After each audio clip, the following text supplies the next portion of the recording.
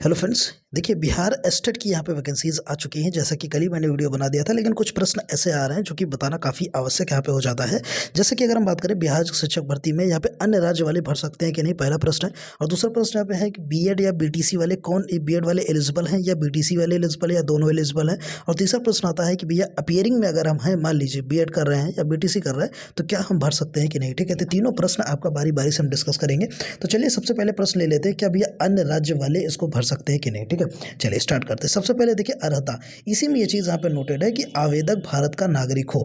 अगर देखिए आवेदक भारत का नागरिक है तो कहीं ना कहीं भारत में जितने भी राज्य हैं सभी लोग इसको भर सकते हैं। लेकिन फिर आगे चल के यहाँ पे बात कर लेते हैं। तो बिहार राज्य विद्यालय अध्यापक नियुक्ति, स्थानांतरण, अनुशासनात्मक कार्रवाई और सेवा शर्त, जो भी सेवा शर्त है उसको माननी पड़ेगी। नियमावली जो पहले निकाली गई थी संशोधित या अद्यतन जो पहले से थी उसको जो है माननी पड़ेगी। इसके अनुसार जो है यहाँ पे परीक्षार्थी ऐसे हो सकते हैं और ऐसी पात्रता परीक्षा में भर सकते हैं। ठीक है, कुछ यहाँ पे इन्होंने नोटिस का जिक्र भी किया है। जैसे देखिए 19/5/23, 25/5/23 और उसके पहले 23, मतलब ये जो 2023 के जो संशोधन हुए थे उसके अंतर्गत अगर आप आते हो तो भर सकते हैं। तो अगर साफ शब्दों में कहा जाए तो अगर और अलग राज्य वाले नागरिक को साफ तौर पे यहाँ पे मना नहीं किया गया है, तो अलग राज्य वाले जो भी नागरिक हैं इसमें भर सकते हैं। ये पहली चीज़ हो गई। ठीक है, अब दूसरी चीज़ यहाँ पे बता देते हैं, बीएड या बीटीसी में से एलिजिबल दोनों है कि एक है। ठीक है, तो यहाँ पे चलते हैं भैया। सबसे पहले हम आपको न्यूनतम बता देते हैं अर्हता, यहाँ पे क्या एलिजिबिलिटीज़ के सेक्शन में ये सारी चीज़ें कन्फर्म हो जाएगी। ठीक है, अब देखिए यहाँ पे एलिजिबिलिटी क्या मांगा है। यहाँ पे सबसे पहले अगर हम पेपर 1 की बात कर लें, अगर 9 से 10 वाले की बात कर लें, से सादे तौर पर जो पेपर 1 होगा 9 से 10 वालों के लिए होगा। ठीक है, इसमें देखिए सबसे पहले मांगा बीएड यहाँ पे। ठीक है, फिर दूसरे तौर पे यहाँ पे भी दूसरी एलिजिबिलिटी में भी यहाँ पे बीएड मांग लिया।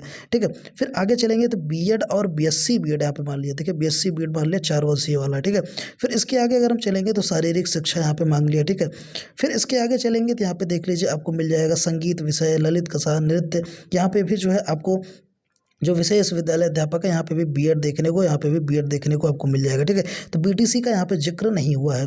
अब चल लेते हैं यहाँ पे 11 से 12 वाले में बात कर लेते हैं, क्या यहाँ पे बीटीसी वालों को लिया जाएगा।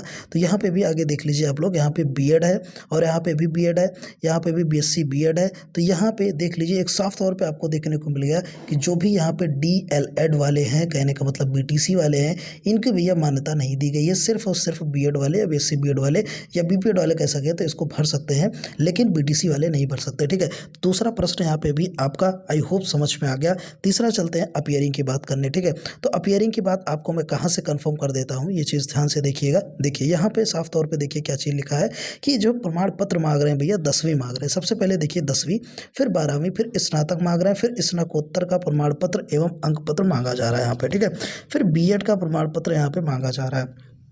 ठीक है, अब देखिए बीएड का प्रमाण और एवं अंक पत्र। अब देखिए बीएड का जो प्रमाण पत्र या अंक पत्र है वो भैया कब मिलेगा, जब आपके रिजल्ट आ जाएंगे। बीएड के रिजल्ट आने का मतलब क्या है कि बीएड आपने भैया दोनों साल कर रखा हो, तो इसका मतलब ये है कि अपीयरिंग की इन्होंने बात नहीं किया, इन्होंने जिक्र तक नहीं किया है, और जहाँ तक इनको करना चाहिए था लेकिन इन्होंने ऐसा किया नहीं है। ठीक है, अब आगे क्या संशोधन होगा, जैसे अभी देखिए जो बीपीएससी की परीक्षाएं थी उसमें ये कह रहे थे भैया जनरल को 40% लाएंगे तो आप जो है यहाँ पे शिक्षक बन सकते हैं, लेकिन अभी फॉर्म कम पड़ने की वजह से इन्होंने यहाँ पे अपडेट कर दिया तुरंत। जो है आप देख 30/5 वाली जो संशोधन था उसमें संशोधन करके इन्होंने कह दिया कि मैं 75% लूँगा, अगर बच्चे कम हैं तो मैं 40% से कम भी जिनका नंबर आया रहेगा उनको भी मैं ले लूँगा। ठीक है, तो संशोधन कभी भी हो सकता है, इसलिए कोई यहाँ पे बड़ी बात नहीं है। संशोधन आपका कभी भी हो सकता है, डेट भी आगे बढ़ सकती है, तो बस थोड़ा सा अपडेट आपको रहना है। और अपडेट कैसे रहेंगे, आप चैनल को सब्सक्राइब करके बेल आइकन प्रेस कर सकते हैं, जिससे कोई भी नोटिस अपडेट आएगी मैं आपको तुरंत दे दूंगा। ठीक है, तो तीनों प्रश्न आई होप आपको यहाँ पे समझ में आ गया होगा। फिर भी कोई प्रश्न क्वेरीज है तो आप लोग कमेंट करिए, हम तुरंत आपका समाधान कर देंगे। ठीक है,